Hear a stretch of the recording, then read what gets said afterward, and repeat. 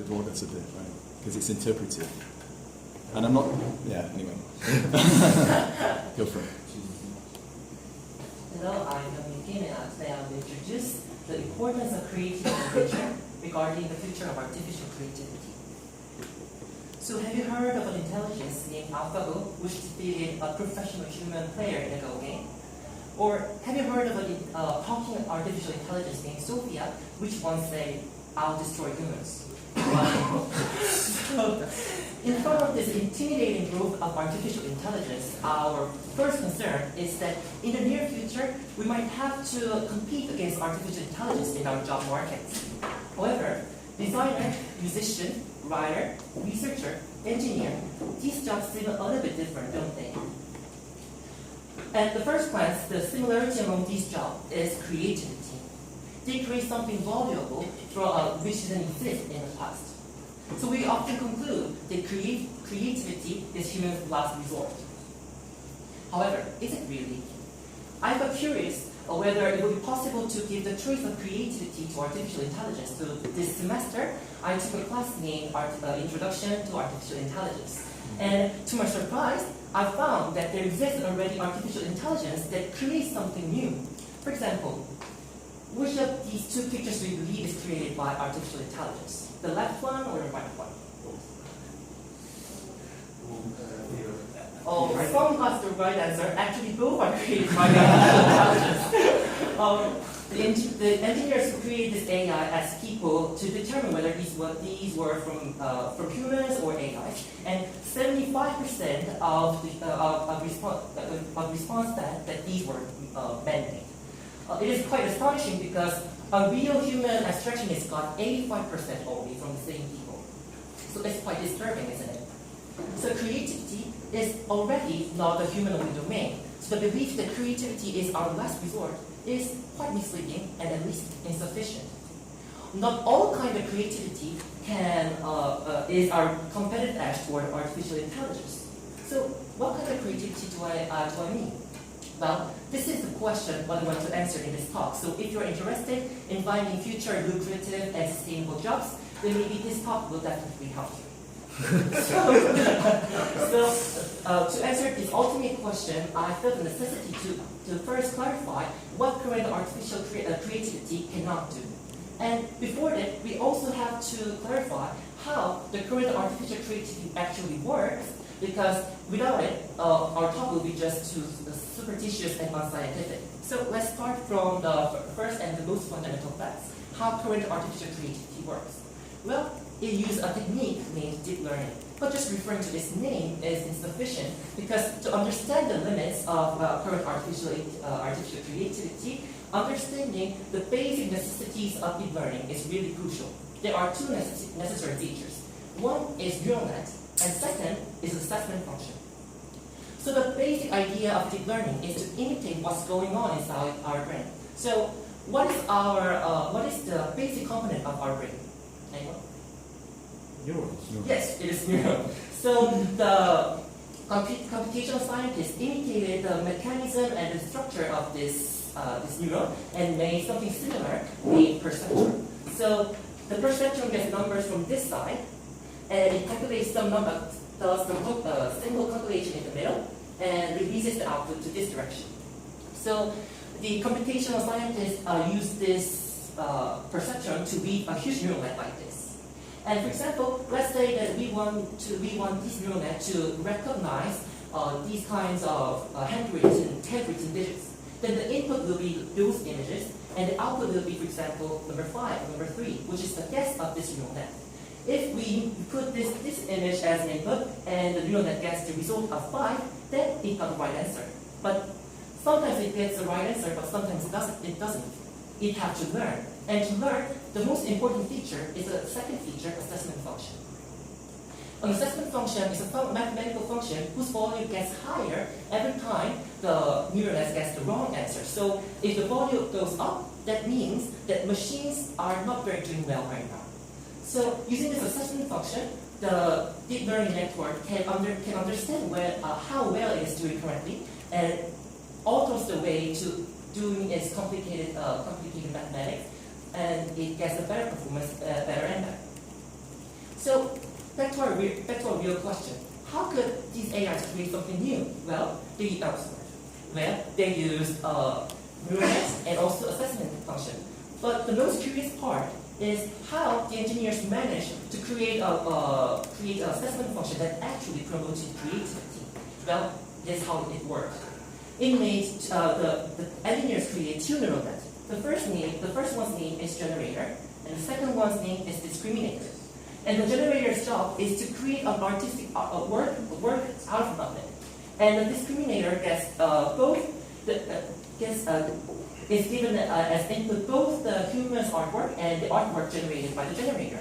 And the discriminator's job is to tell correctly between the human's one and the fake ones.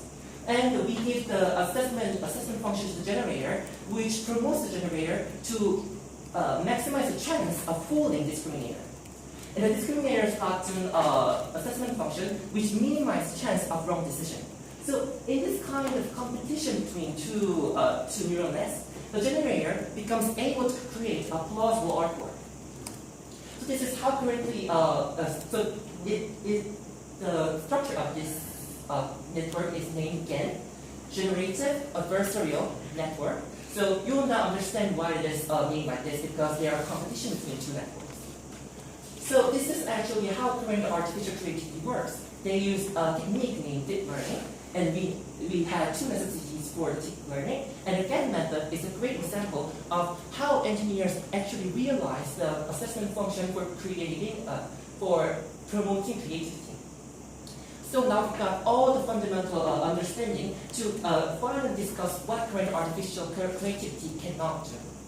Well, the creativity of artificial intelligence is now restricted because it only follows the memory assessment function.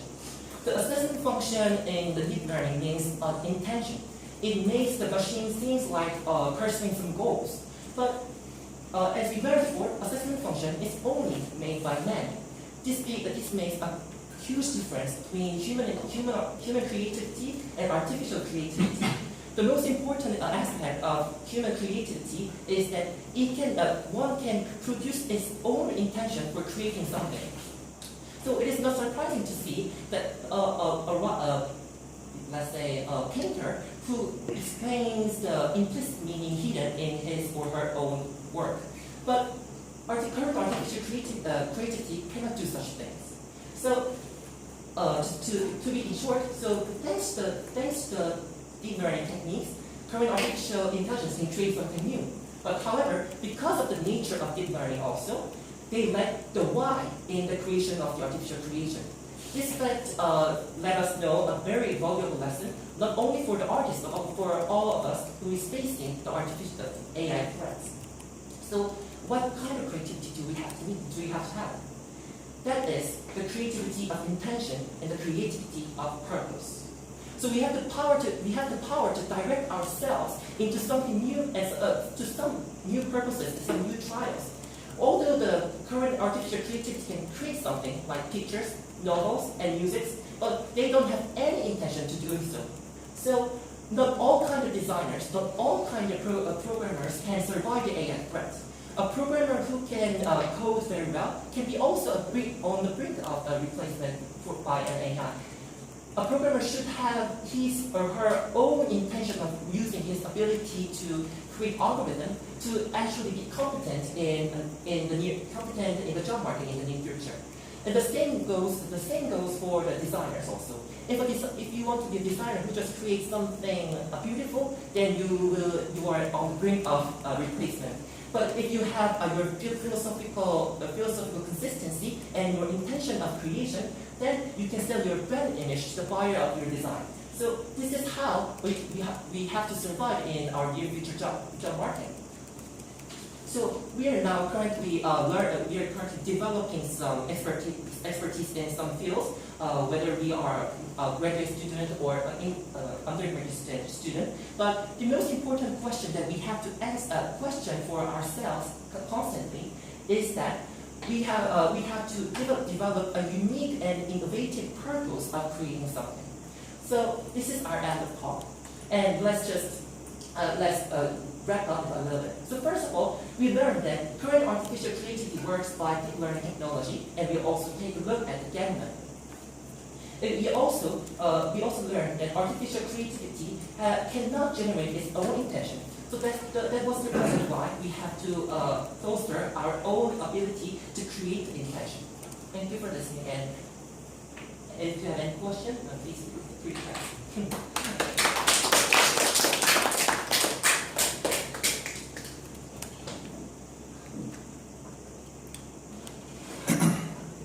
So I think that you've made a great point because I have researched on this before and I got similar results. And may I ask you that what's the intention then? Like intention is really connected with the idea of free will. And do you think that machines or artificial intelligences could have free will? That's a great question, because in fact in an AI academic field there is a problem called BDI problem.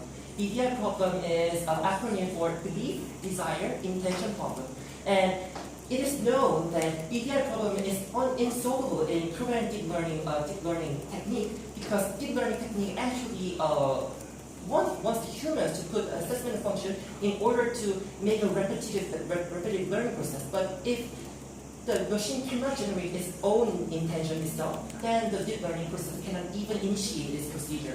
So and what makes it the most important, but also the hardest problem is that we even don't understand how our own free will is working and how our intention is working. So there are so many seminars approaching this problem from neuroscientific or philosophical way, but there are no effective academic consensus. So actually, deep learning is motivated by the imitation of our neural system, but we don't know what to imitate currently to actually realize the BDI in artificial intelligence. So yes, so that's my answer. Okay, I think we have to move on just for time.